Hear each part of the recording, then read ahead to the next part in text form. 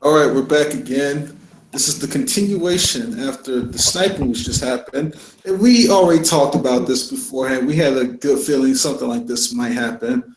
And, just for clarity, we don't claim that all non believers do this type of thing, but we do believe the vast majority of them are like this, particularly here in this corner of Google Plus at the very least. But the show goes on. Yeah, and let's just say that you people in the atheist community are embarrassing yourselves when you have people like Godless Girl and Realistic Nihilist who use the same alternate nicks all the time, and they snipe our hangout. Right now, if we were to snipe their hangouts, they'd be crying bloody murder. All day. Okay.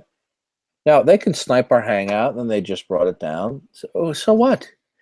So, like I said, we have a number of atheists who are teenagers trapped in adult bodies. And this is a prime example of Godless Girl, an atheist, Realistic Nihilist, who act in cahoots using the same alternate nicks. We've identified the nicks. We know that they use them. And yet people in the atheist community welcome these people with open arms. Well, the atheist community is an embarrassment to itself when it embraces these teenagers trapped in adults' bodies. Okay, so the hangout goes on. Anyway, as I was saying, Cliff Jumper refused to accept the room definition from a standard source, and he said that wasn't his definition, which isn't a problem. Nobody's telling him that in his own personal life he has to use that definition, but we're using a standard definition from the Stanford Encyclopedia of Philosophy, and he refused to abide by the room definition. That's why there continues to be a confusion. And when there's not a basic unified agreement on the meaning of certain basic words, then there's a communication breakdown. That's why I insisted with Antonio's agreement that we have a standard usage of a word in his Hangouts. That reduces the confusion. Now, what Cliff was saying was that God was not guilty of existence by, I guess, in so many words, that there was an insufficiency or non-existent evidence. Well, that presupposes that he has an argument that what does exist does not constitute evidence for God, or that he does know what did produce the sun, the moon, and the stars and the heavens. But every time I ask atheists what did produce these things, I usually get a long pause, and then they say, I don't know. Well, if you don't know, how can you state it's not evidence? Now, not personally being persuaded that what does exist is evidence for God does not support the contention that what does exist is not evidence for God. So you're going to have to do a little bit better than just saying that no evidence has been presented to you. If you're going to make such statements that what does exist is not evidence for God, you're going to need to support that.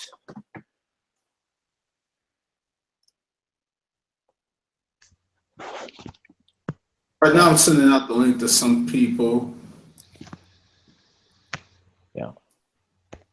Well, I don't know why MP is laughing over the Stanford definition. It's quite a prestigious publication. That's not the only reference work dealing with philosophy that defines it that way. And in fact, the overwhelming majority of reference works, not only dictionaries, but dictionaries of philosophy and encyclopedias of philosophies, use the historical and contemporary usage as the denial of the existence of God for atheism. Now, is there a minority usage by some of the new atheists and internet atheists? Of course. But that has not co-opted in common usage that atheism is the denial. So when they insist on it, when it hasn't been, well, let's take, for example, the word gay. The word gay has pretty much been co-opted since the 1970s to no longer refer to meaning happy unless somebody is quoting a lyric from a song written before that era. And so it really shouldn't be argued that the contemporary usage of the word gay refers to somebody who is a homosexual, or as I like to call them, sodomites. But you see, the atheists have not been successful in contemporary usage in Western speaking English that atheism is a lack of belief.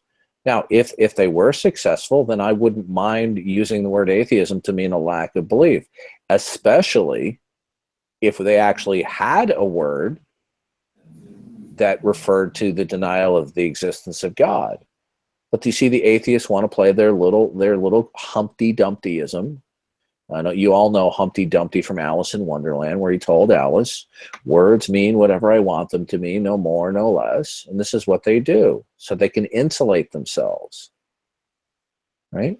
Because a lot of atheists, they like calling themselves atheists. They don't want to call themselves an agnostic, because that leaves room for the possibility of God.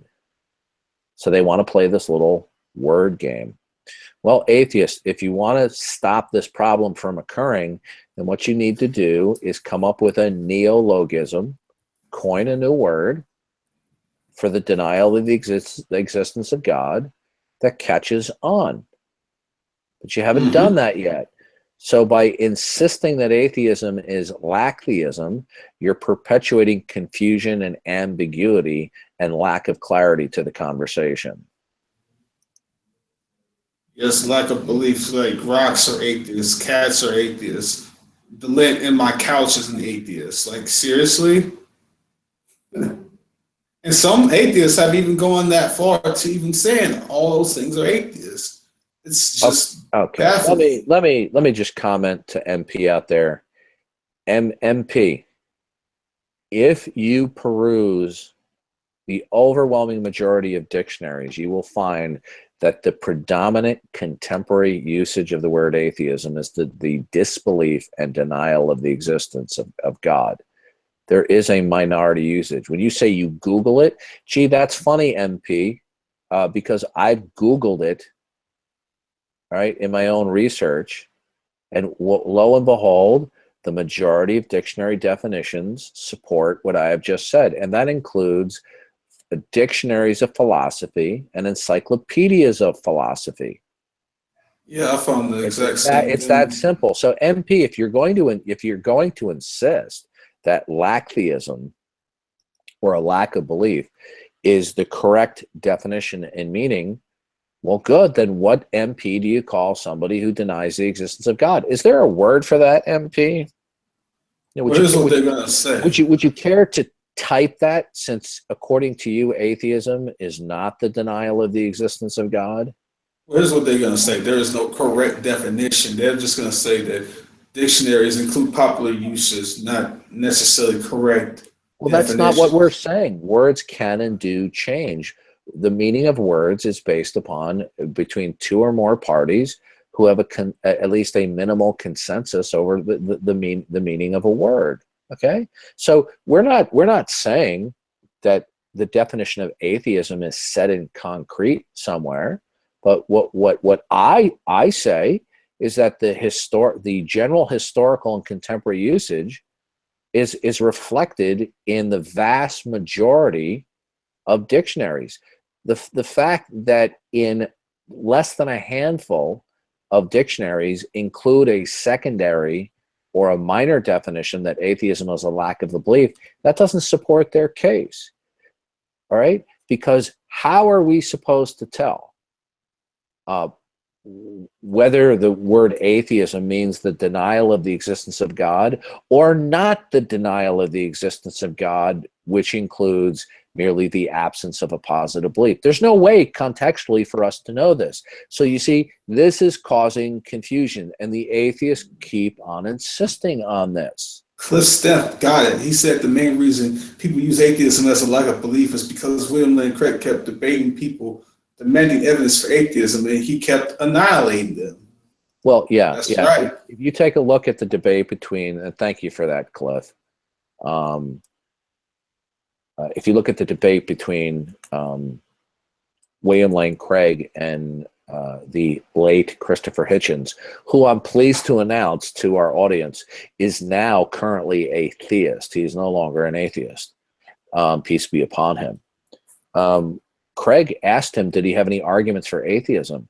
And he tried to wiggle out by saying that atheism was not a positive statement. And then he went on to say that atheism is the position that another position is not true. But you'll have to watch the Q&A session for yourselves out there. It was quite devastating. You guys don't mind if I invite multiple personality here, do you? No, not at all. He's cool. He's fine. Yeah, go ahead. We disagree regularly, but he's not a troll. He's a great guy. Yeah, I like when he disagrees, he's very sincere in his disagreement. He's not a troll.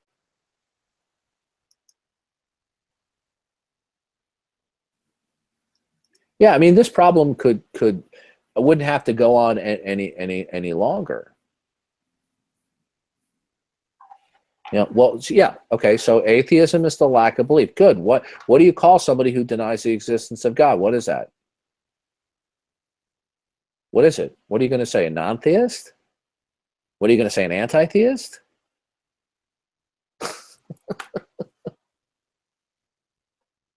Nobody is denying that there is a small minority usage that atheism is a lack of belief. There's no doubt about that. But the problem with that usage is then how do you differentiate that from atheism as the denial of the existence of God? Do you know how many atheists I've asked? I said, is atheism the denial of the existence of God? And they say, no.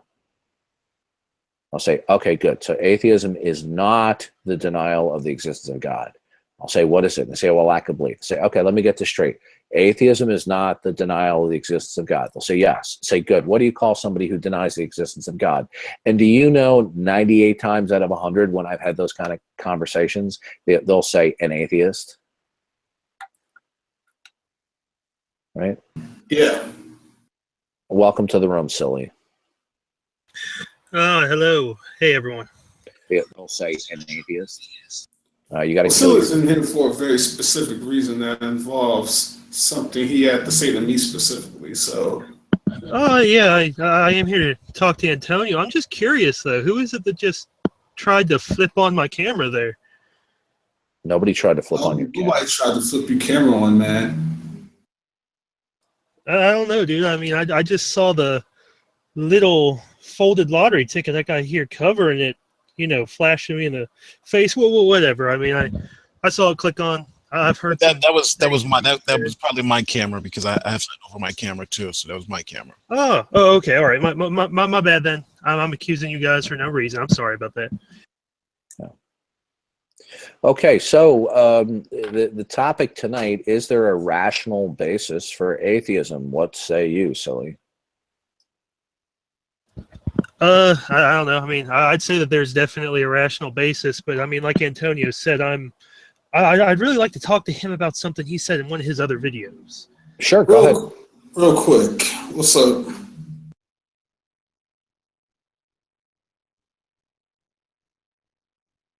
Oh, was that to me? I'm sorry. I thought. All right. Anyway, I'm just. You've been equating like rape to abortion lately, and in one of your videos, you basically said that if people would allow, abortion to be legal, even though they think it's wrong, then why would they not allow rape to be legal, even though it's wrong? I mean, am I characterizing that correctly? What I did was I presented forth the hypothetical, and it's like this. In Honda's Hangout last night, Redline had it was Redline and others there who was talking about that we should have to go to decrease abortions. But the problem with that is that it doesn't have any bearing on whether the act itself of abortion should be morally permissible or not. Because we can say all day that we want to decrease something, but that doesn't connect to them justifying the position itself. Now, if I were to put forth a hypothetical to them saying that we have rape illegal, but we're just going to reduce rapes, but we're not going to make it illegal, that's a problem. the fact that you wouldn't even want something so vile to be legal at all is a problem. It doesn't matter how much you decrease it, and that's the point. You may want to claim that you want to decrease abortions, but even if that should go, so what? The fact that you would even want elective abortion to be legal at all is a problem. So you can talk about decreasing abortions all day. That doesn't mean anything for the moral issue. It's just a red herring distraction. That was the point I was making. I see. Well, if I might, just venture out there and put my opinion forward, I understand that to you, this is a really big kind of, moral issue. I mean, like, I really, really do. Like, me personally, I don't really like the idea of abortion. Like, if I were to have a child, hypothetically, that I did not want to have, I would not want to abort it, personally. I look at it, though, that, I am not a woman. I'm not the one that makes these decisions. It's not really on me. So, I mean, like, I can understand where you come from, with the whole moral aspect of it, but you gotta try and look at it a little bit from our perspective here. I mean, we really are arguing this from a legal standpoint. Most of us are anyway, most atheists. We will kind of look at it and say, hey, it's bad to abort a child, but the fact of the matter is that people are aborting children, and they are going to continue aborting children. I mean, from what I understood of that hangout, like, the whole issue that they have with the way that you're coming at it is that you just want this kind of cold turkey approach, just completely illegalize abortions so that abortions cannot happen legally, and legally is the key word there. We're still going to have these back alley abortions. I mean, I personally don't have a big issue with us coming to a point in the future where we had absolutely no abortions. I think that would be great, but just coming at it from a practical standpoint, that is not going to work if we just try to completely cut out the option. Like, we have to come at it at a step-by-step view. Oh, I'm sorry. What's up? No, I'm sorry. I generally agree with you on the abortion aspect, but I got to disagree with the reasoning, because you're almost saying, well, even if we make it illegal, there's still going to be back alley abortions. That's kind of what you just said. But that's like saying, if we make murder illegal, people are still going to kill each other. So why not just make it legal? I just don't agree with that line of reasoning. I think it fails to understand the moral aspect of it. Now, I understand you're right. I think there's a legal argument to it, but I think it's a failing of the pro-choice argument to say that just if we make it illegal, people are still going to be doing it, because you can say that about murder, you can say that about rape, you can say that about theft. All these crimes, it's a deterrent. It's not something that's going to stop it from happening. I think Antonio's argument, the moral argument, is something that we have to deal with, not really the legal argument. All right. So I understand what you're saying here. I would like to touch on it just a little bit, because I was going to get around to that, eventually, the whole rape and abortion deal. And I guess I look at it in a way that there are certain instances where, an abortion could conceivably be acceptable. I mean, me personally, I think that if the mother is raped, if incest is a factor, certainly if the mother's life is in danger, that abortion should be allowed. And even those people who that does not necessarily meet the case for, those young women who are in very poor financial situations that may want to actually abort their child so that they could get ahead in life to be in a better position whenever they have children later on. Well, you mind if I ask you about the rape one? In just a moment. Yeah, sure. Just let me bring my whole point back in here. Basically, what I'm saying here is that there are situations where arguably an abortion could be acceptable. Now, you look at rape and you look at murder, then, I mean, when is really rape going to be acceptable? Like, does anybody here have any reason that they can possibly conceive of where a rape is really going to be a good thing to happen? I mean, it's like we're equating theft and murder here. I mean, these are two very different, situations. I'm sorry, I'll stop there. I'm sorry, but I have to disagree with that again, because if you go back 100 years, and if a pregnant woman said, could you fathom that one day women would be allowed to kill the babies in the womb? If we were on this conversation back then, I'd be like, nah, man, I think you're crazy. And don't get me wrong, I don't think there's going to be any time in the future that rape is going to be acceptable. But I do agree that right now, if you consider the being in the stomach or in the womb a child, you do have to come to the fact that we are talking about killing a human being if you're considering that to be a human being, and the repercussions of that on the moral aspect of it. I understand we're trying to make these analogies to other things, but a lot of times they fail because, Antonio's argument is more, I think, the moral argument and not this political kind of legal argument that you're trying to parse out. All right. Multiple personality, do you consider that in all stages that the fetus inside of the womb would be fully equal to a human being?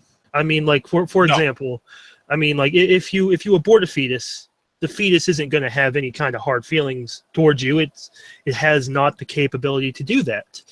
But I mean, if you rape a woman, then this is a huge violation. Not as an infant.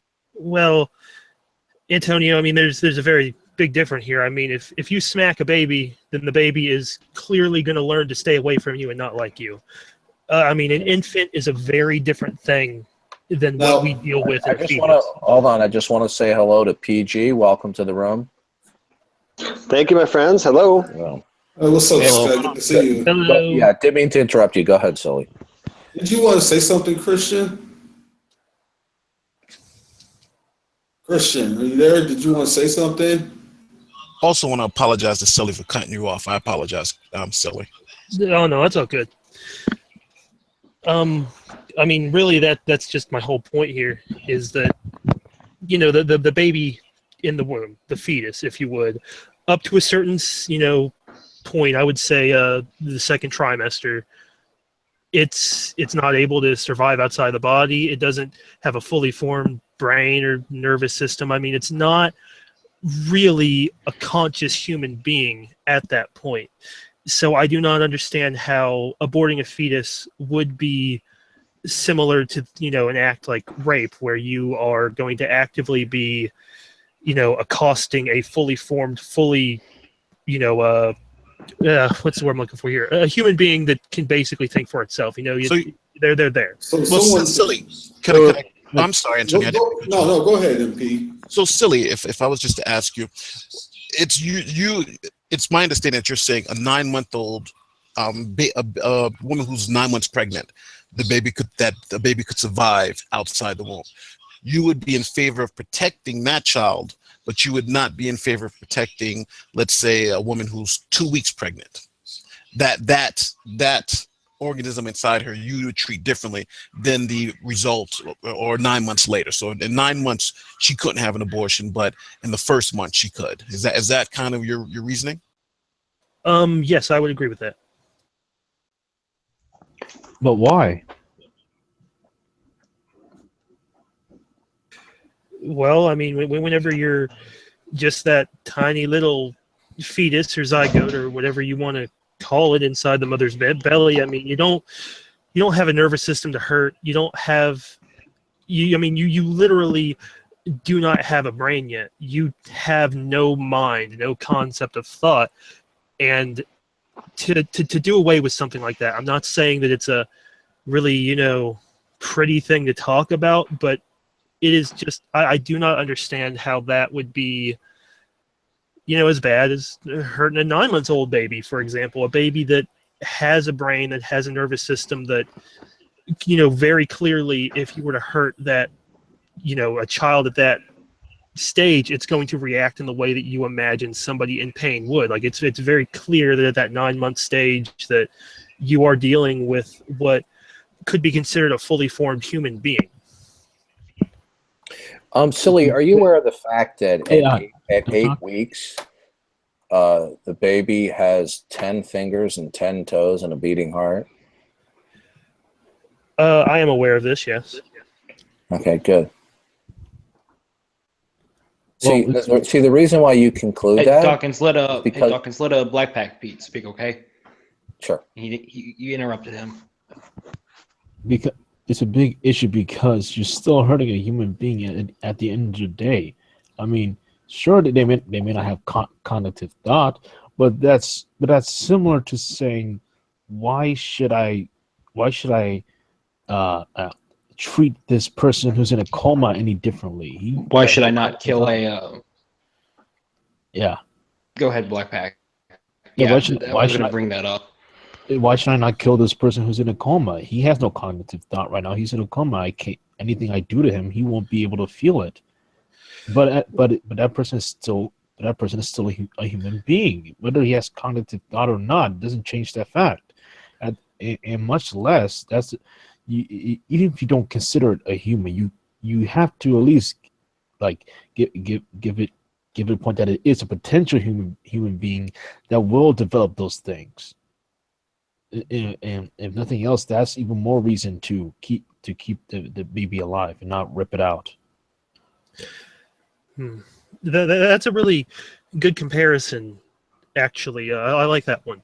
But, I mean, I guess I would have to pose for you the same question. Why would you not pull the plug? I mean, I'm asked this a lot, and I can't help but look at situations like that as well and think that you have a person that's in a coma. They could be brain dead. They could literally only be left alive by the tubes that they have down their throat that is forcing their lungs to breathe. You know, the machine that's forcing their heart to beat. I mean, at that point, whenever you have this person who, like, almost certainly you could keep them alive for years and years and years, laying in that hospital bed, unable to do anything, unable to move. I mean, I don't mean to sound cruel about it, but basically just a vegetable. I mean, at that point, if you pull the plug on them, what are you taking away from them? So basically, The chance to recover. Go ahead, man. I really wouldn't decide whether to, let that person live or die. I really wouldn't decide because I really wouldn't know. I would just, I don't know, maybe wait or just see what happens. Well, Just like you're saying, because to you, that person seems useless in society, to your subjective opinion, you can decide whether they live or die. well, I mean, I'm not necessarily going to say useless because, I mean, there are people out there that are paraplegic that can't really do things in our society that I think have a, perfectly fair right to live. I mean, this is purely like a situation where this person is they're not doing anything, man. They, like, literally, if you were to take that machine out of them, then they would die. They would die naturally, you might even say, if not for the fact that we are keeping them alive. I mean, I guess at that point, I personally would not want anybody in my family to be like that. I mean, I can only imagine that would have to be torture. You going in and seeing just people that laying there on the hospital bed, people that you have seen walking around, that you've talked with and shared your life with, unable to do anything, just basically for all intents and purposes dead except for the fact of the medical machinery. I mean, I haven't had a family member do that, but I've gone through that with friends before. And I mean, let me just tell you, it's not like we're doing a noble thing here. Some people might even call it mercy.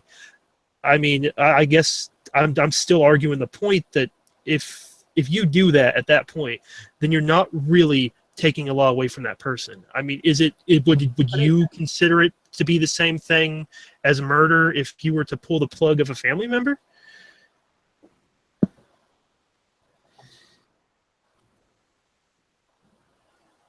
I'm done. You guys are good. I've wondered that myself. That's actually a great question.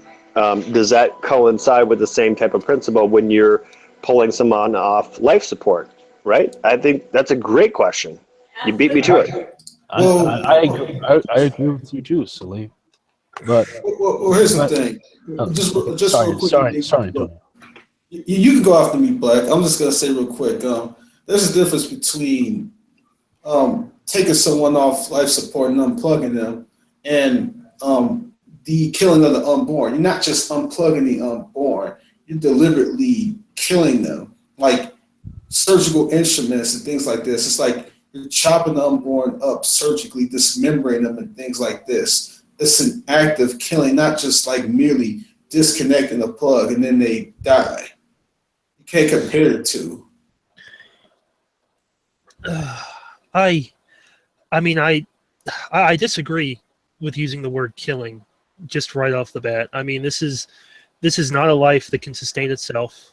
That's This is what it literally- is. Even though the abortionist says that, Neither can 1-month-old babies sustain itself. right, but it is killing. Even an abortionist admit that, yes, I am killing. That's what an abortionist said. It is killing. Then so is taking someone off life support then with that logic, right? That's killing. No, the difference between taking somebody off life support is that you are not trying to prolong death. Okay, there is a false analogy between somebody who's clearly terminal and we're trying not to prolong their death by artificial means versus actively going in and killing the baby. We have certain animals I'll speak of the United States, that have more protections. Certain little small fish have more protections and rights than unborn babies do. And right, and then I gotta sit up there and say that fish aren't killed. If people touch them, clearly the unborn are killed if they're aborted. Are you talking about endangered species, Darwin? Well, even if they're not endangered species, certain cats and dogs have more rights than unborn babies do. Well, let me ask you this. How about if I was going into my local pet store, bringing hamsters home, and just systematically just killing them for the fun of it? How long do you think it would be before the ASPCA was knocking on my door when they were informed? Exactly. Okay, so our society has gone schizophrenic. Up is down, black is white. Anyway, I just want to do a shout out. Welcome to the room, Arcane. Oh, and speaking of black is white, if you're a white woman, you can call yourself a black woman. Oh yeah, Oh, I nowadays, saw that. absolutely. Oh, yeah. That was a little Yeah, off it's a topic, but okay. $10,000 fine. Well, I just want to harm make an an eagle's announcement egg, here so. that Just I'm a Filipino lesbian trapped in a man's body. it's just for fun and games. That's it. Well, let me ask you something, PG. What if the human race was on the brink of extinction? Would you say abortion should still be permissible legally? So your question is, what if the human race is on the verge of extinction? Repeat say the rest of it. Yeah, if the human race was on the verge of extinction, would you say abortion should be still permitted legally? Do you think abortion still should be committed legally if the world is on the verge of extinction? Yes, the human race. The human race. Well, that's not going to happen. You know, that makes no sense. And the reason I repeated the question, honestly, is because I have a medical professional sitting next to me who knows a lot about this stuff, and so that's why I repeated the question. Well, you're not really addressing the hypothetical situation. I'm telling you, we're dealing with people talk about all the time how we're destroying the planet, right? And how humanity is in danger. So, I mean, even from a secular liberal standpoint, that's a very well possibility that humans could be one day on the verge of extinction. So if that were to be, would you say that abortion should still be permitted legally? Yes, I would say that. Yes, that should be legally. That should be legal. Yes. Okay, good. So extinction has nothing to do with whether we should have laws more or less strict, because you brought up the extinction point to, I guess, directly or indirectly counter what Dee said. But you just told me that women should still be able to get an abortion, even if the human race is on the verge of extinction. So what does extinction have to do with your point? The reason I mentioned extinction is because he was talking about animals who have more rights than human beings do. and I'm talking about endangered species, and then he mentioned that not necessarily endangered species. The reason I'm mentioning that when I clarify with, yes, it should still be legal if we were on the verge of extinction, is because if the child is harming the person carrying the said child, then yes, the abortion should be validated. Yes, How go would ahead. you- Hold on. Go ahead, please. You can't hear her, but I'm going to repeat what she says. How are we on the verge of extinction? Yeah, how are we on the verge? It's a hypothetical. I don't care. It's not. She doesn't care about hypotheticals, so go on. Well, here's the thing. I get presented hypotheticals all the time, and I have no problem addressing them when they're put forth to me. So it's just to test, the consistency of your logic. But the point is, if humans are on the verge of extinction, then by the same logic, if you're gonna protect animals that are on the brink of extinction, then why wouldn't you enact the same sorts of policies if human beings or humanity was on the verge of extinction? And I'll answer that, and I'm not gonna. I don't mean to come across rude or crass or anything like that, but I live in reality. Reality right now is that we're not in extinction. We are living in realities. I don't do hypotheticals either, so that is a pointless argument. To be perfectly honest with you. it's not. Absolutely it is, because we don't live in a world of extinction with human species. We live in a reality. We are a billion plus around this flat earth. Just kidding. Around this earth. I just did that for Arcane just to hopefully make him laugh. But you know what I'm saying? I live in a reality. So I don't like hypotheticals, especially when you're talking about abortions and stuff like that. I'm not saying that abortions are great, and no, they're not demonic, because I don't believe in that, because I did see the comment, G-Man. I'm paying attention. But there is reasons that we have to do that. Prince like was a flat earther. I don't care. Then that would make me Darwin's a Jehovah's Witness. If Well, here's the thing, teasing PG. you.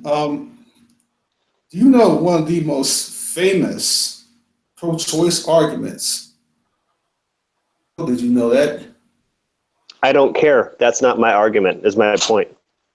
Well, I don't do hypotheticals. It was an argument that was very much well recognized in philosophical circles. So, I mean, are you going to say that well recognized argument in philosophical circles was, pointless to present? When I'm talking, yes. I like I said, I deal in reality. Well, then you have to throw out a number of different philosophical arguments. Then if you're gonna not entertain certain hypotheticals, just to test as a thought experiment. Well, let me clarify. In this example, in this discussion, I don't really like to use hypotheticals. This is a topic. It doesn't make any sense. And another reason I'm not using, it's not really. Another reason I'm not using hypotheticals is, like, again, I'll say it 3 times. I have a medical professional sitting next to me. Well, what does that have to do with anything? So, what does that have to? What does the medical professional having to do with anything me sitting next to me? Because it's a part of the conversation. You're talking about pro-life, pro-choice, validation, or hypotheticals regarding abortions. She has experience in medical profession, not abortions, but she does work on a birthing unit. So she kind of knows a little bit. You guys mind if I it has nothing to do invite with Slim Jim in? It has a lot to do with it, Antonio. And this is He's her field. He's actually a Catholic. Yeah, Go on. go Atheist. ahead. But what I'm saying is it has Actually, nothing to do we with don't thought mind. logic We would experiments. want to have more unbelievers to balance the room out. Yeah, it has nothing to do with logical thought experiments. That's what I'm telling you. And those sorts of things are readily acceptable all the time in philosophical circles. So if you're not going to entertain a philosophical, legitimate thought experiment, then you're going to have to throw out a number of philosophical thought experiments too. So this went from hypothetical now to philosophical. Hypotheticals are philosophical. Sure. Okay. Yeah. Okay, I just want to make sure that your wording is correct because I don't want to get confused because I'm not the brightest bulb in the tree because I believe in a round Earth. But fine, since let's just skip that whole point. Do you think abortion should be permissible for any reason a woman chooses? Yes, I do think abortion should be used for a reason a woman chooses. Because do you think there should be any limits? Any limits? No. And I think that everyone is pro-choice. Because pro-choice to me doesn't make any sense at all. Everyone is pro-choice. Either you choose to terminate pregnancy or you choose not to. There's no such thing as pro-life. I disagree with that concept. So PG, a woman is 24 hours from delivery, and then she just says to herself, you know what? I don't want to have this 18-year commitment. In your view, is it acceptable for her to kill the baby? I'm just, if you don't mind, I'm going to repeat your question so she can hear this as well, because that is the most ridiculous thing I've ever heard. By the way, No, let me finish. Let me finish, please. That's not a hypothetical situation. Stuff like this have happened. You haven't heard my answer. Let me finish. Just ask me. You just asked me this question, darlings. If a woman is, what do you say, fully term, right? One day away from delivery. I'll be brief. What I'm referencing is late-term abortions. Okay. So what you said is late-term abortions do occur. Okay, so what you're saying is a woman is almost to term, and then all of a sudden she decides to not have the 18 years of raising this child, and then terminates the pregnancy. Is that a reality? No, I'm not asking the room. I'm asking my wife real quick. Is that a reality? No, that's not a reality. Try it again. Your wife is uninformed. Hold on, quiet. Let her talk. Let her talk. If she could say it loudly. She's a nurse. She's incorrect. You're a guy that does hangouts for 16 hours a day, and she's a nurse. Dude, I mean, my girlfriend's a nurse too, and she says that your girlfriend's wrong. Right. What does she do? Okay, what floor does she work on? What does she do? She's in the same floor. It doesn't matter. But she's on the same floor. Does she work what hospital then? Okay. If she's on the same floor, right. Come on, Arcade, be real. The fact that, in all due respect to your wife, we don't mean any disparagement to your wife. The fact that your wife is a nurse. Well, she's actually getting her doctorate. But go on. Okay. All right. Whatever. Okay. We no disrespect intended. The fact of the matter is there are late-term abortions that do occur. And in fact, there have been several doctors who have been prosecuted in a number of states for doing extreme late-term abortions. Okay? Define late-term abortion and cite the source of a late-term abortion. Okay. Third trimester. Like third trimester abortion. Have you ever heard of that? Like 8.5 months of pregnancy, for example. Late term. 8.5 months of pregnancy in abortion. No. Yeah. You never heard of Dr. delivering a baby. You never heard of That's Dr. called delivering Tiller? a baby. You never heard of Dr. Tiller? Or that's called a stillborn. Dr. Tiller, Dr. Gosnell too. Google it yourself. Dr. Tiller was notorious for carrying out chronic late-term abortions. Now, Dr. Kermit Gosnell too. Whether or not late-term abortions go on or not, the real question is it your position that abortion is acceptable at any time during pregnancy, in your view? I'm not talking about what actually goes on. I'm asking you your view. My view. To ask the question again, I'll answer it. I just want to make sure I'm hearing it clearly.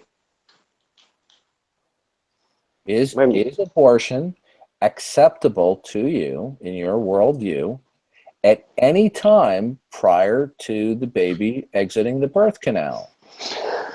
My worldview, it depends on the situation. If is abortion acceptable according to my worldview on any term of pregnancy? That's the question. Okay, so it really depends on the situation.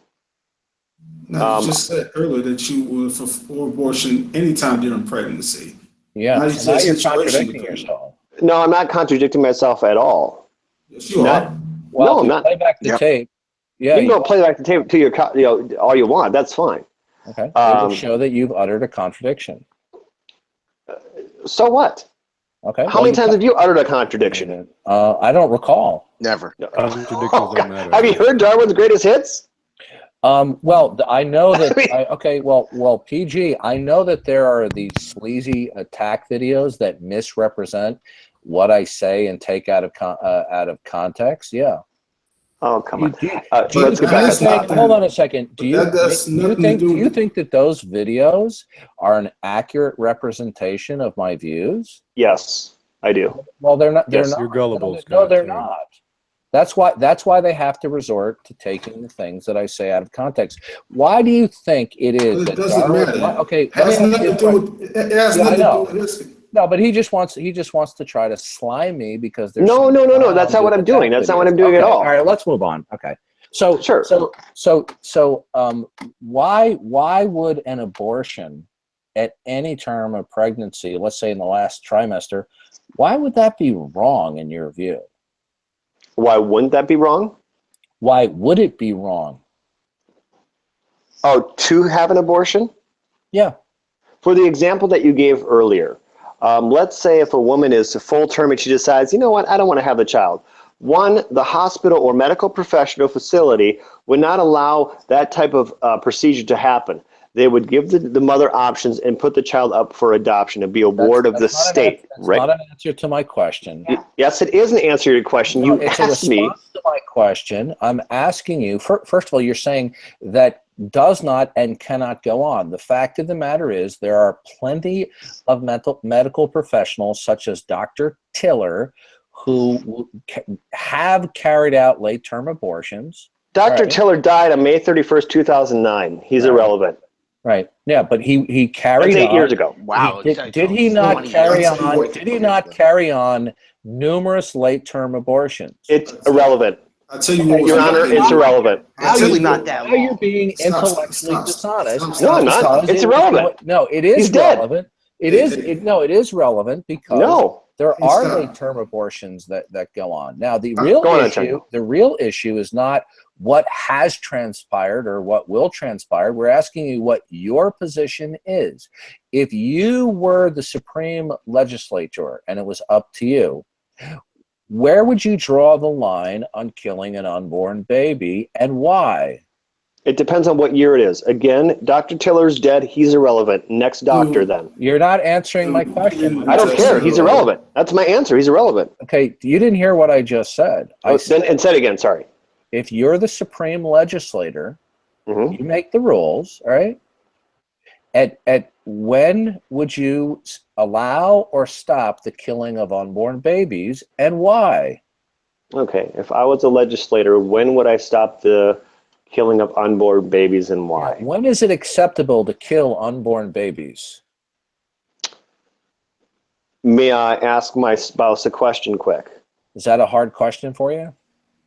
Yes, it is. And because you'll hear my question, I'm going to ask her. Notice the day and age we live in, folks. Asking an adult No, human being whether it's No, acceptable I'm or not asking to someone kill who does unborn this for a living. babies.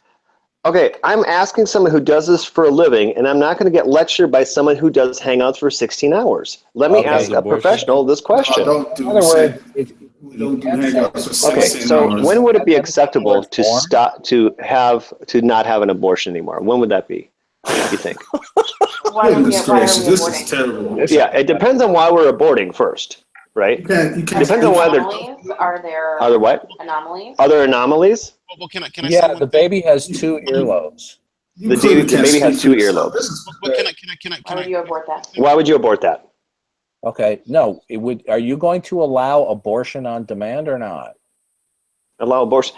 That's a loaded question. I mean, allow abortion on demand Well, doesn't make any it's sense. not a question, because in 19 Okay, one at a time, Antonio. I don't need you being echo for Dawkins. in Dude, 19 this is my room. in This is nine- my room. Okay, then run your room. in 1970 Yeah, I'm gonna hide you, dude. In You're not gonna be 1970 doing this crap in my room. You got that? okay, in If you 1973 do that again, I'll remove you. 1973. Go on. In 1973, the Supreme Court ruled in Roe versus Wade that there could be have abortions, and they put very little restrictions on it when it came to the trimesters. Now it's gone back and forth depending on which president has been in power. For example, I believe it was George Bush and the Republican Congress that helped to eliminate certain very late term abortions. But Barack Obama, during his political career, wanted unlimited access to abortion up until the baby was born. In fact, he even favored what was called partial birth abortion. Now, the Supreme Court basically in 1973 enacted an abortion on demand. Okay? Well, just to be clear, just with that, that's actually been adjusted. You made mention to it, but right now, the state of it is a case called Planned Parenthood v. Casey. And in that case, they changed that trimester framework to say viability. So when you're talking about the states can restrict after viability, if the baby can survive outside the womb, versus when it can't. If the baby can't survive outside the womb, then abortions. Yeah, but that's a very gray area, because that ebbs and flows depending on the state of technology, and we're finding out that even younger and younger babies that have been born as preemies survive outside the womb. Right. And it's different. The earliest known. Yeah. The earliest known. I was just speaking to that point. The earliest known one that I can think of who survived was like 21 weeks, 6 days, something like that. Well, before the 24-week standard medical term for viability. So, well, one baby may be viable, another baby won't be. So, if you're going to use this viability line, then you may be killing babies that may very well be viable. That's not again. That's not my personal policy. What that policy was. Well, he wasn't speaking to you, MP. He was referring to PG. But I'm saying we're asking what was the state of the law now, and that's Right. the state of the current law. It's viability as the marker. Okay. He wasn't addressing me. but let's not act like this isn't a known issue. I'm sitting here looking at a article from the Telegraph where these Russian scientists, I think they're Russian, it says the journal's editor, professional Julian Savoscu or whatever, director of the Oxford Center of Practical Ethics, said the article's authors had received death threats. Now listen to this. The article published in the Journal of Medical Ethics says newborn babies are not actual persons. Newborns. Now this is born babies. They're not actual persons who do not have the moral right to life. The academics also argue that parents should be able to have their baby killed if it turns out to be disabled or if it's not disabled. So they're arguing. Oh, it's so fake. Yeah, even though all of this. That sounds like a fake article, because that would have been front page news. Come on. If it sounds fake, therefore it's fake. Not Oh, it must necessarily. be fake. Well, I cited the There's a link lot to of stuff Antonio that in the they miss external out. chat. I gave you the Yeah, link I'm on to my it in the phone. external chat. Yeah, put it in the Antonio. YouTube. Can you please? Yeah, but they're citing all of these doctors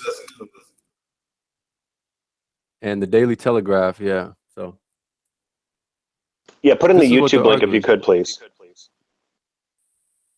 they also argue that the parents should be able to have the baby killed if it turned out to be disabled without their knowing before birth.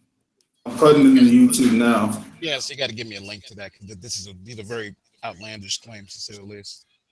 Oh, I know. The secular humanistic philosophy is very outlandish, I must say. Saying that they're not babies, they're not children, they're not human, even after they're born, is just crossing the line. So, yeah, I agree. It's pretty sad. I definitely agree with you. If that's what somebody's saying, but I'm not too sure how, if National Geographic, the Daily Telegraph. It says it was published in the British Medical Journal. Professor Savescu. I'd like to see that link too. But you gotta understand something. Even dudes like Peter Singer have argued for killing newborn babies. Yeah, and you just took the words What's the right big out of my outrage? mouth, Antonio. Pete Singer, was he a professor of ethics, major professor of ethics at Princeton? Antonio, is that correct? I believe so. I think that's correct. Yeah. Yeah, wait, what's the big outrage? Kill the baby as soon as it's born. Why is there an outrage from the atheist community? Well, because Right. they want to imagine that there's an ontological difference between a 1 week newborn versus a baby that is maybe, let's say, 4.5, 5 months in gestation. There is. No, there's only a difference in terms of size and refinement of its organ systems. Okay, let me ask you this, Dawkins. Let me ask you this. I want to apologize. That was a legit article too. Arcane, I apologize. That was a legit article. Oh, that's all.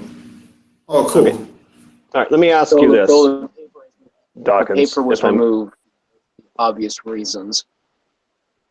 Okay, may I ask Dawkins a question? Yeah. Question is, can a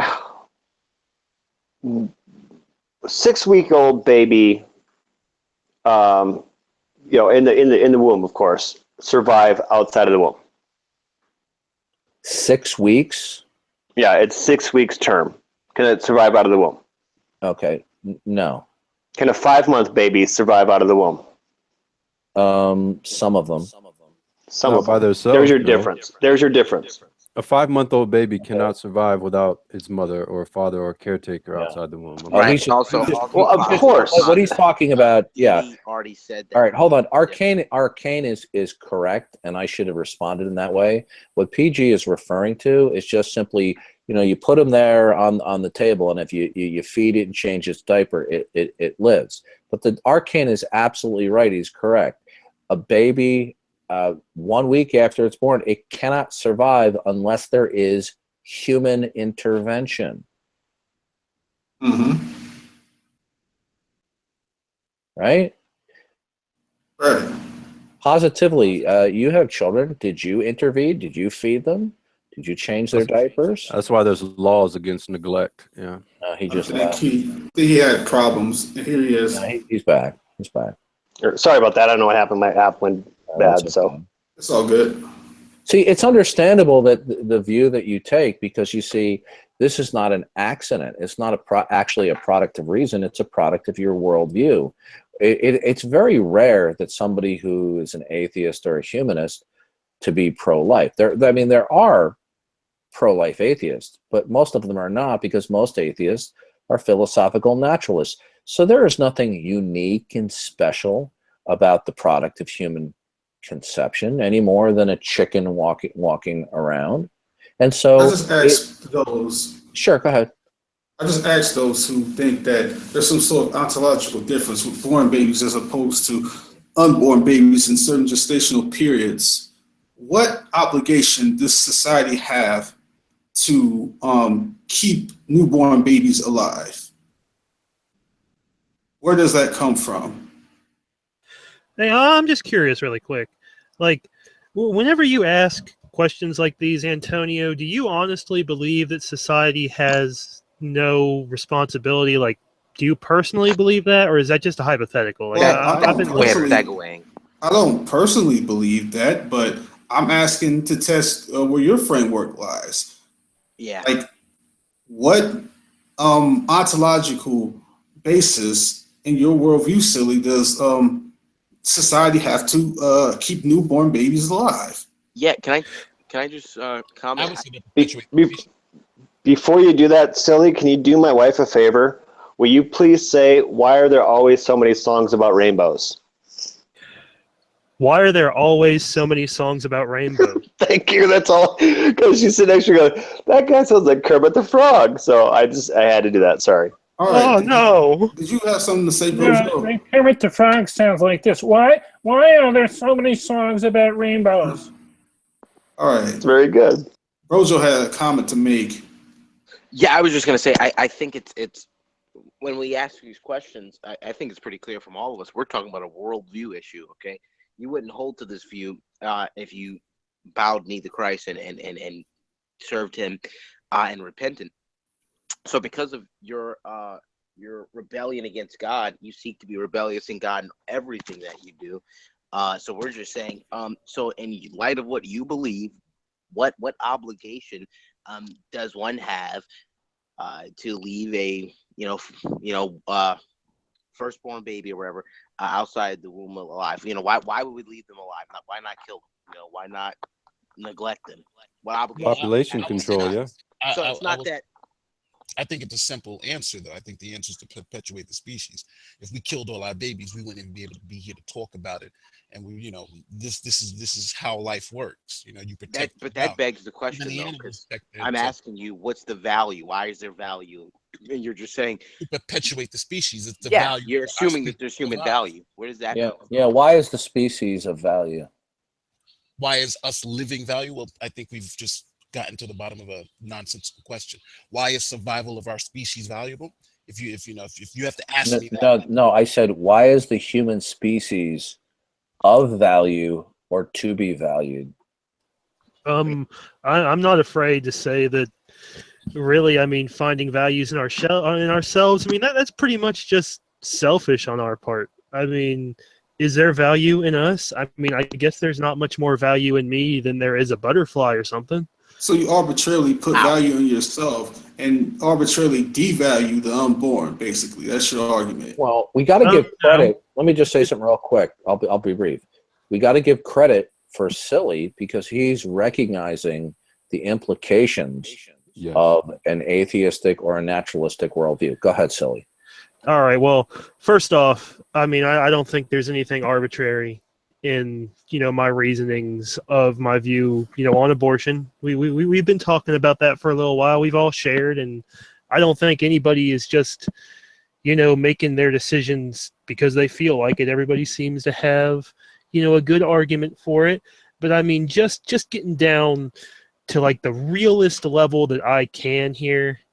I mean, we as human beings care about other human beings largely because those other people are human beings. Except the unborn. No, actually, from your worldview, the reason why they care is just because of a particular evolutionary twist. Hey, Darth, you can talk about your worldview, and I will talk about mine. I mean, honestly, yeah. I mean that is evolution. Really, it is definitely a good thing. Was I incorrect? Hey, hold on, dude.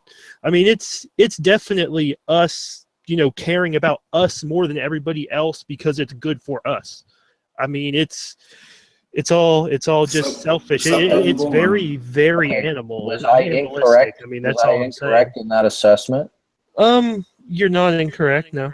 Okay. So can I Then put don't- forth then I don't a see- thought experiment? Go ahead, Arthur. Yeah.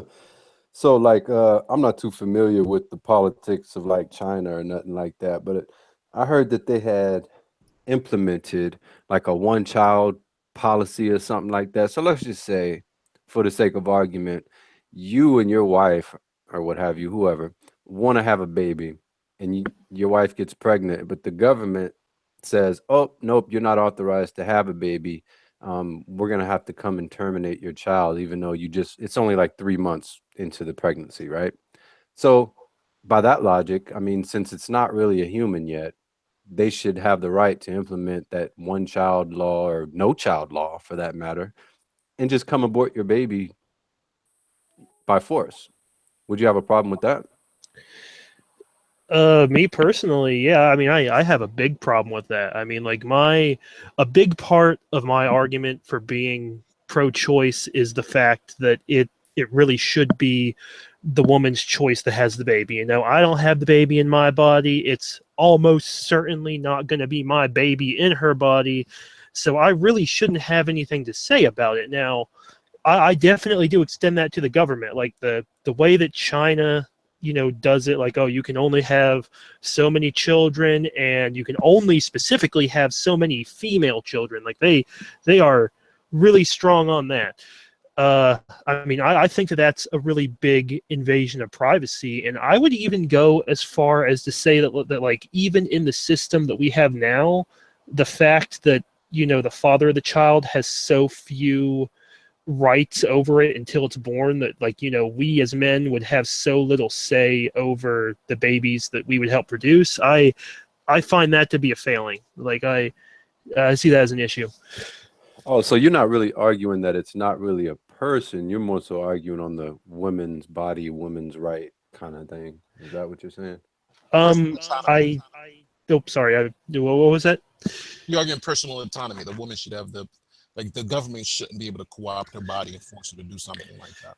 Yes, precisely. And to answer Arcane, up to a certain point, I would say I don't know, the first 2 trimesters, I really would not consider that to be an actual human being. Like, So what about a disabled person Really, then? dude, So have you ever seen photographs of what a baby at 6 months gestation looks like? oh, dude, I've seen plenty of pictures. so what about Right, a disabled right. person? What about a person that's severely disabled, right? To the point where they're let's say ontologically less of a person than someone in the womb at 4 or 3 months.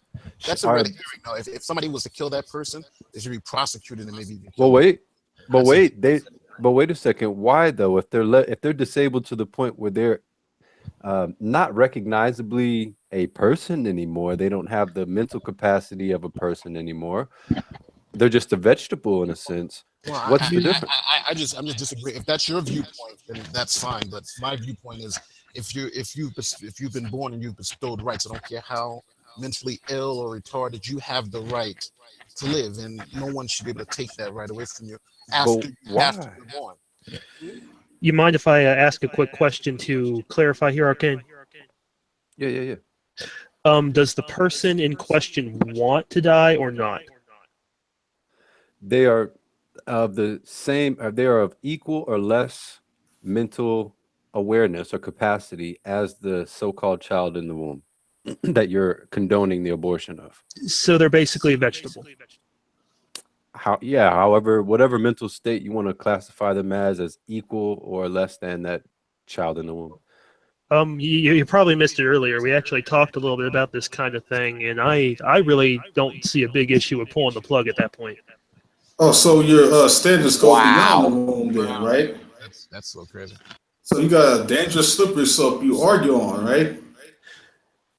No, I don't think so. Well, to be fair, if I was in his shoes, kind of like DD was saying, I would be saying the same thing, honestly. It's the most practical from his point of view because they're using up resources that are unnecessary to for an individual who he deems not to be a person anymore by their mental state. This sort of goes back to the debate I had with Matt Dillahunty, where the woman got in some sort of accident and she was like, I don't know, in mid pregnancy, right? And she was brain dead clinically. And they were debating on whether or not to pull the plug on her, even though she was still pregnant, or keep her body alive just for the baby. And they were like, well, wait a minute. She doesn't have rights because she's brain dead. Other people were saying, no, her rights that she had when she was alive supersedes the so-called lack of rights for being brain dead. So there was this huge, weird debate back and forth. You know, I contended, of course, if there's a possibility that the baby could still be alive within the mom, keep the mom alive for the sake of the baby. But the family was like, no, we need to pull the plug on her. She's no longer alive because she's brain dead. So there's all kinds of gray areas. But simply put, if you are an atheist who, like Dawkins said, man, I think that's the mobile app just kicked them out there on mobile apps. Yeah, the stupid glitch, man. It's so annoying. Well, in the meantime, it sounded like you were going to cut in and say something earlier, MP. What's up? No. I think I like where Akeem was going with that, but I'm just saying personally, as someone who doesn't believe in the Christian perspective, it's almost like we were playing this game where, all right, tell me why you think babies should live, and tell me why you think it's okay not to kill people. You know, I think those questions are kind of fallacious in a sense, because we all have this innate sense of, you know, we all live in relationships, we all live in the real world. And then I kind of am concerned about the other aspect of it, the Christian perspective, because there are verses in the Bible that does promote, you know, God did command killing of the Amalekite children and, you know, all these other infants who are suckling on breast.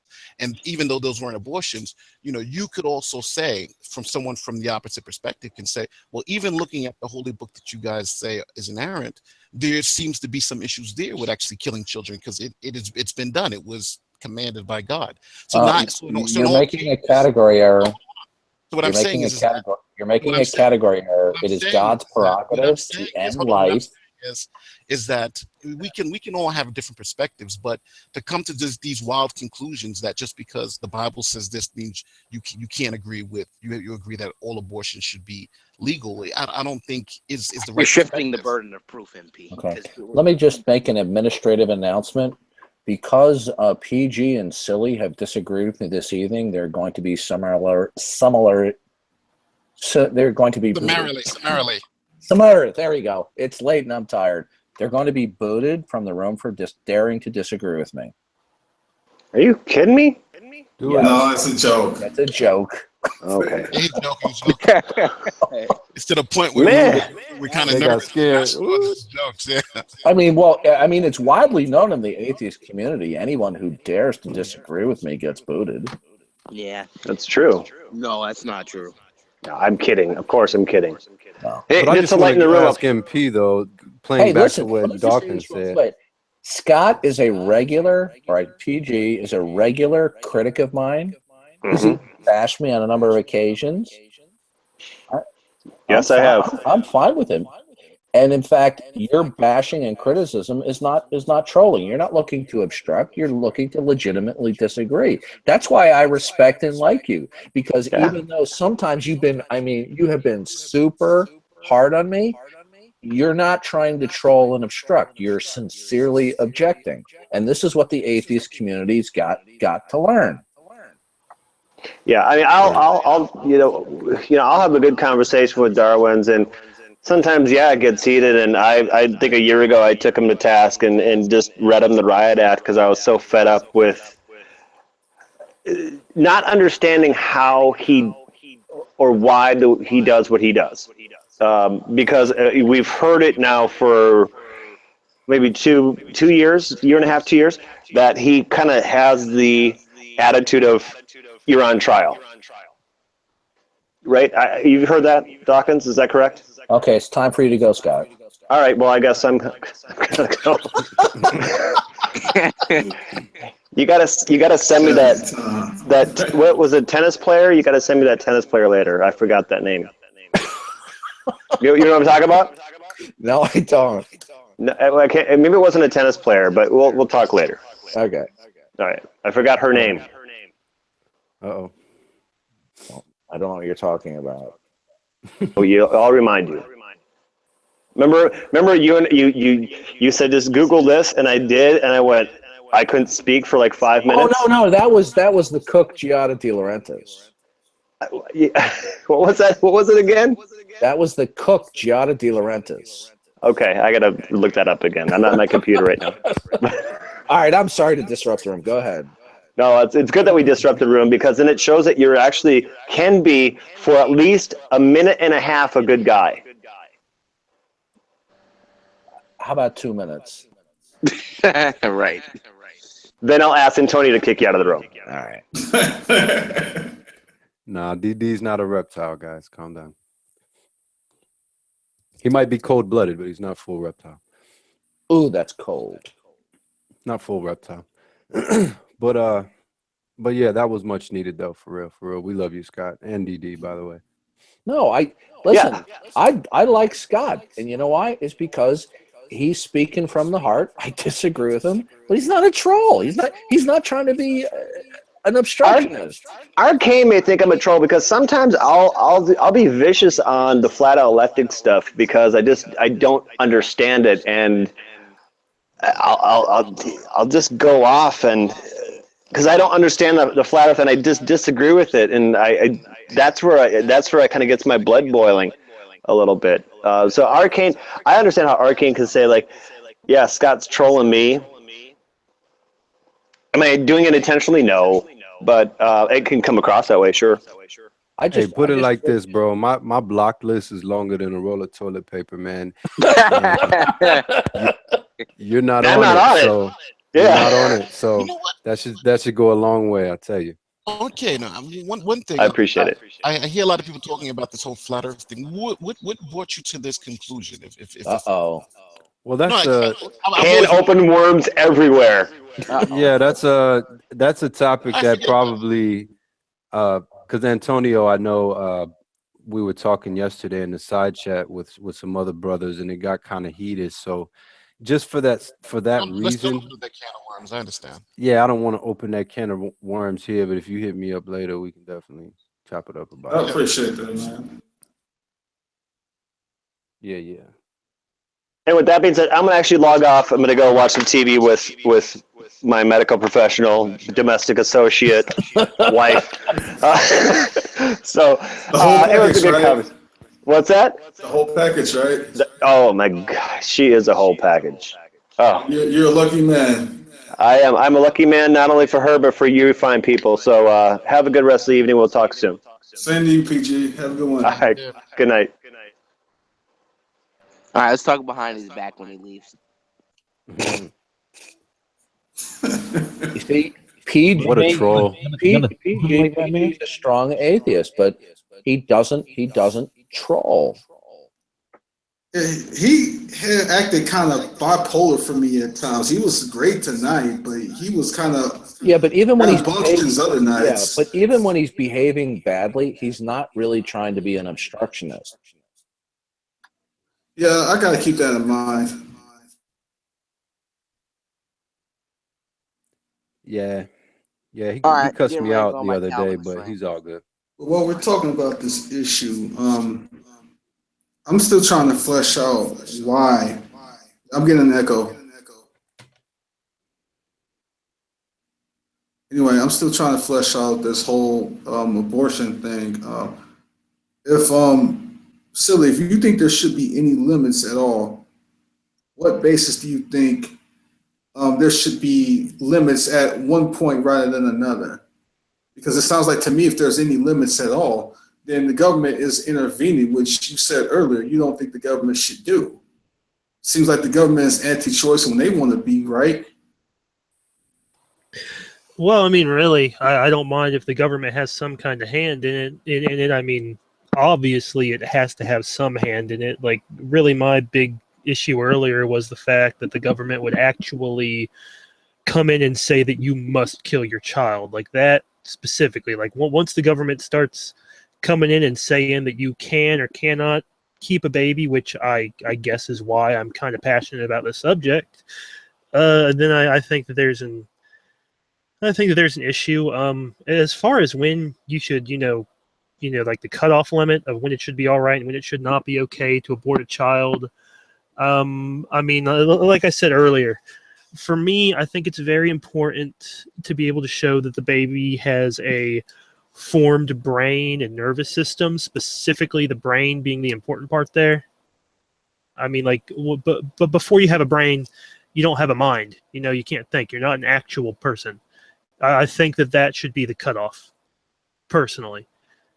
Or, I mean, like, I don't know, man. I mean, it's kind of hard for me sometimes. It's a difficult topic. It's hard to kind of define where that point is where you'd say this is not a human life, because it really is, because it's developing into one. So No, but the problem is saying this is a difficult topic. It just allows the pro-choicers to say any arbitrary thing that they want. They could just move the goalposts whenever they please, to escape any difficulties in their position.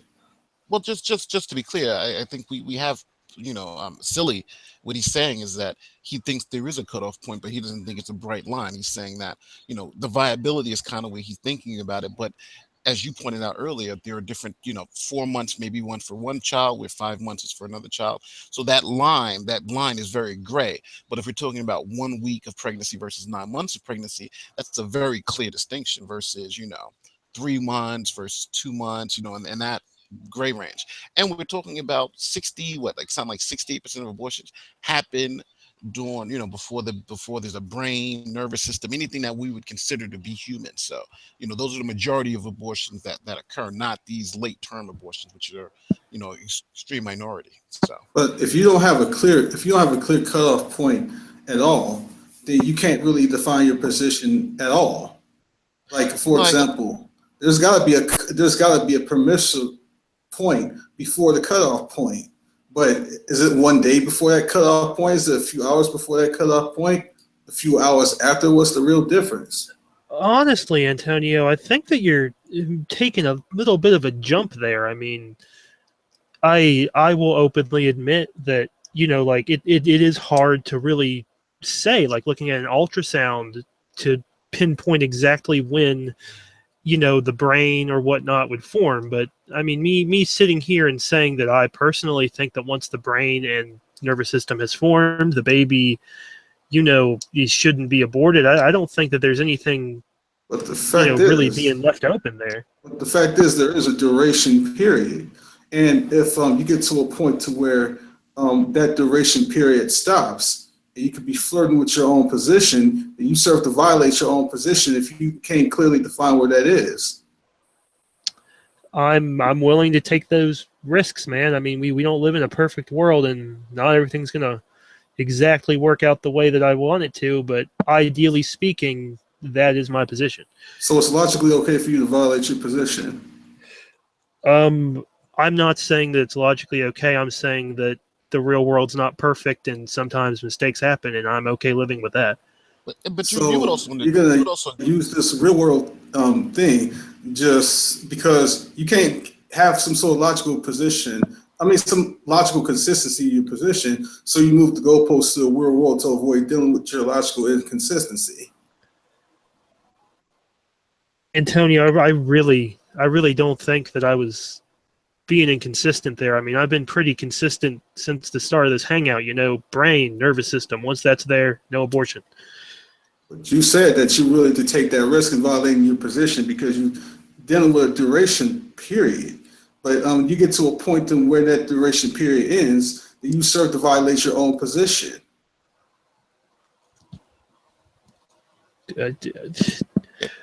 Dang, man. I mean, honestly, what do you want me to say here? I mean, I recognize the fact that, I mean, as I said earlier, whenever you're looking at an ultrasound or something, it could potentially be difficult to tell if a baby meets the criteria of whether or not it has a brain or fully formed nervous system. I mean, I understand that there's a gray area there.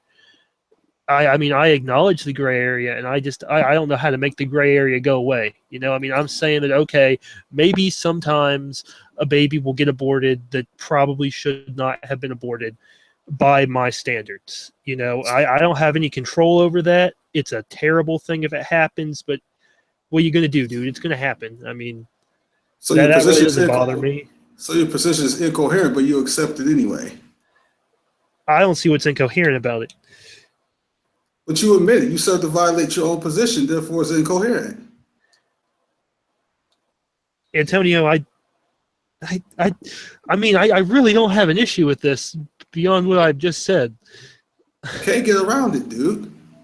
hold on. How is he violating his position? I'm trying to understand your objection a little bit better. Can you maybe say it in different terms? Look, if you're talking about there's a duration period to where it's permissible for this long, but at a certain cutoff point, it's no longer permissible. You don't know whether it should actually be 1 hour, 1 day before that period, 1 hour after. What's the real difference when you get to the cutoff point? And you serve to violate your own position if you can't clearly establish that.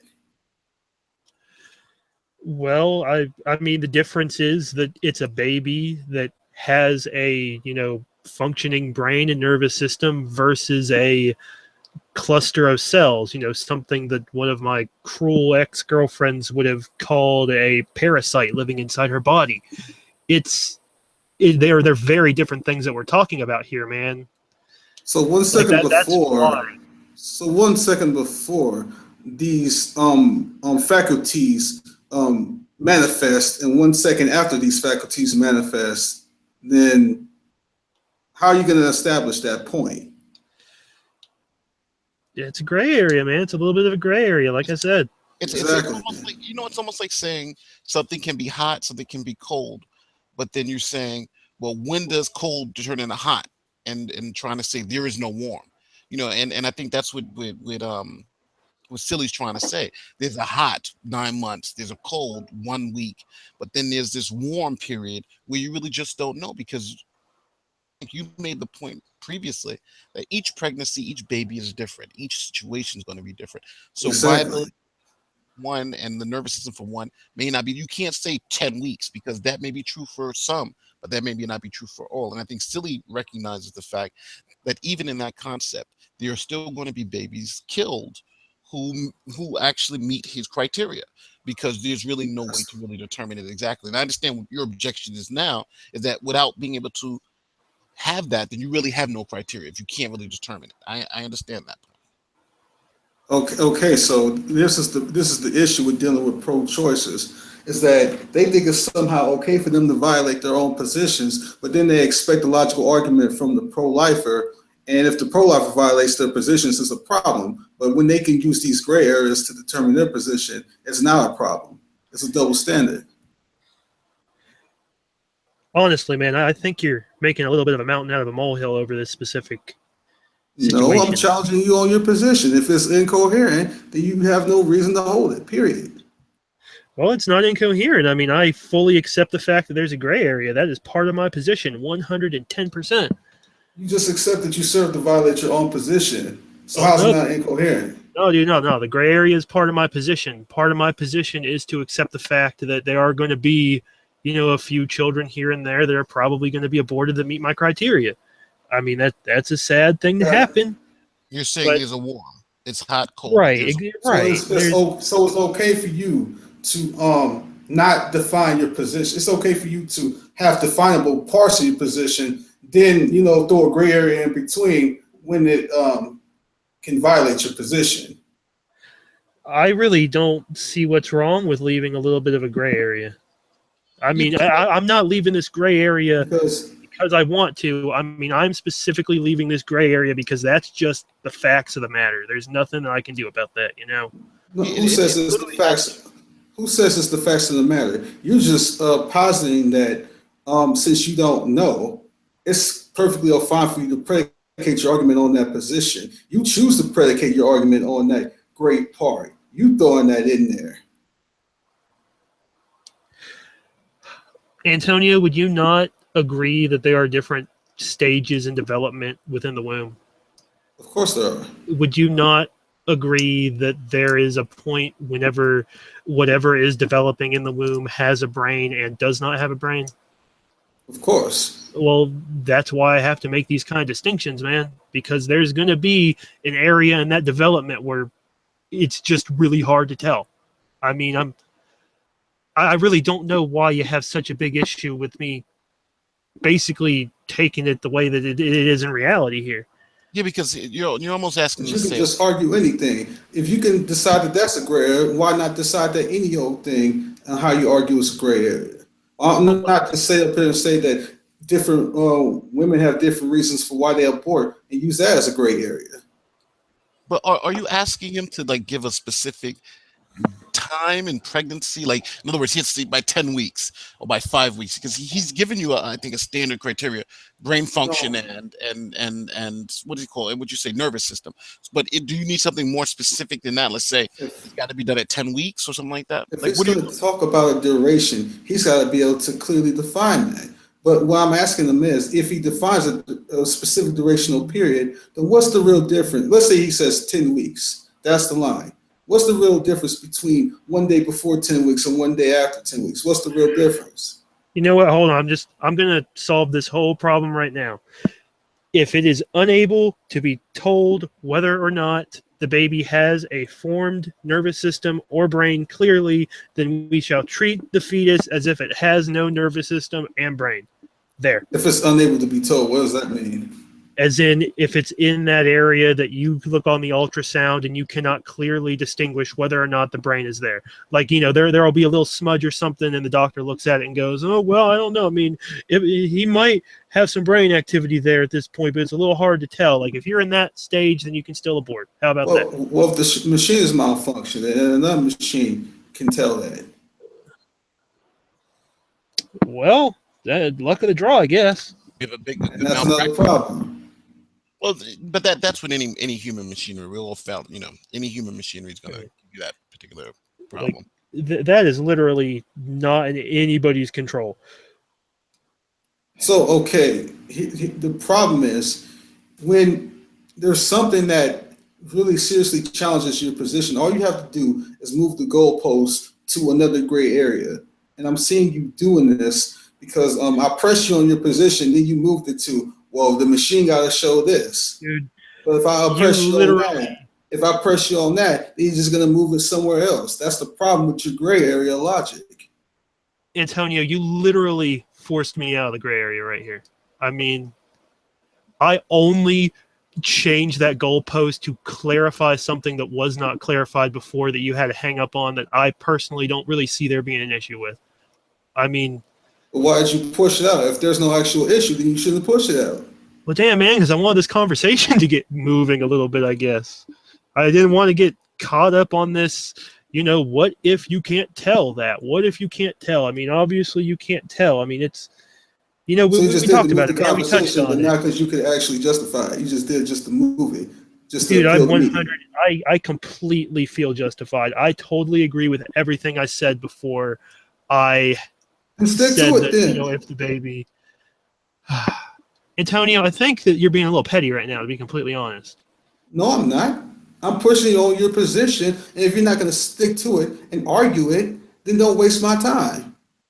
Dude, I argued it with you like 5 times, and you just kept on throwing the same exact thing at me. I mean, No, I was pressing you Well, on what the am I consistency of it, and then you moved out of it just to convince me. No, that is not how discussions work. If you can't just justify it on its merits, then your position is incoherent, period. I think we should just a probably- quick show of hands. Oh, sorry. I think we might have to switch the topic a little bit because this might get heated.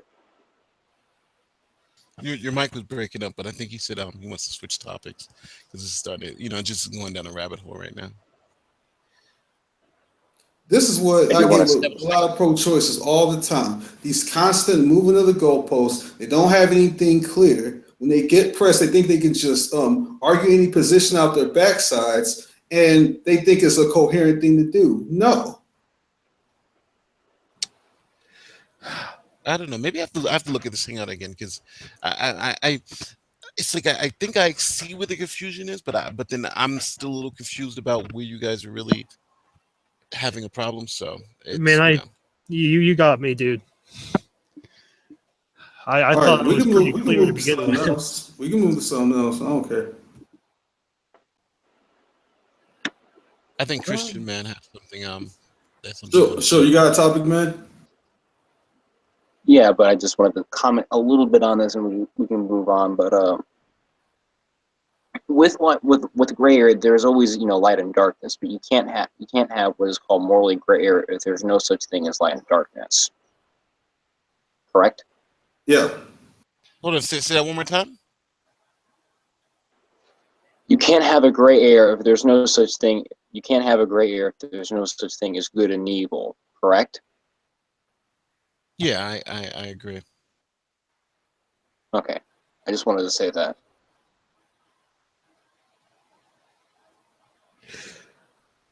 Well, I honestly don't have anything else to really talk about. I think we've pretty much exhausted the extent of this hangout. So, unless someone else has a topic, I'm gonna end the hangout. I could throw something out there a little bit more on topic, the original Hangout's name. What is it? Whenever you guys get to talking about the revelation of God, there's 3 different kinds of revelation. I think I'd kind of like to talk about that. It's funny. The perfect person to talk about that with is DD. Special revelation, general revelation. I forget the other one because he explains it well. Even though I disagree with him, but he's very knowledgeable on topic. Him and Alec and Brojo's good at it too. I'm not trying to start nothing. They explain it way better than I can. So I'm still getting my ducks in a row with that whole thing. So I would not explain it as well as those guys. So I mean, I don't really know what to tell you about that. I mean, fair enough. I mean, I guess I'd be willing to talk to Brojo, but I don't want to get near DD with a 10-foot stick. Well, you know what? Well, actually, you got when a guy does bad, you got to say bad. But when a guy does good, like tonight, he was very, very good in the hangout. He wasn't booting everybody. He was listening. He was made it a point to not interrupt. So, when somebody is trying to do better, I think you got to give the guy some credit. I appreciate I'll give him that. He was very polite in this hangout. I will 100% admit that. Yep, I'll agree that this has been one of DD's best hangouts. Yeah, he was actually a part of the hangout instead of like over talking it. And I think it's difficult. From even DD's position, like even now with you, Silly, you had a great hangout with DD, and then you said you don't want to give would have been a 10 for Paul. It's like he's going to be like, what the hell can I do when I'm good? Even now, this guy's still saying he doesn't want to be. So I think sometimes we should acknowledge that people make mistakes. I'm with you. Definitely judge everybody on their actions. There's definitely redemption out there. He was good in this hangout. I'll admit that. With that said, I'm not entirely convinced that it's not just some kind of crazy elaborate charade. I watched the guy talk. And I don't know. I mean, I guess I'm confused about him a little bit. Like sometimes I look at him and I'm like, this guy's a troll, and then other times I look at him and I'm like, maybe this guy's not a troll. Maybe he just gets a little too ornery sometimes. Entirely possible. I mean, I don't know. I guess I just don't like anybody that tries to force you to answer questions with yes and no. It kind of kills any open conversation. You know what I mean? All right, I'm actually getting a phone call anyway, so I'm going to go ahead and end the hangout. But I appreciate you gentlemen coming by. You're welcome. Yo, you have a wonderful evening, guys. Always great to see you. Oh yeah, you guys have fun. Sorry for talking so much smack about DD at the end. He's really not that bad. I'm sorry. He's not going to care. Nah, he's not going to care. All right, have a good night, everyone. Thanks for watching. God bless.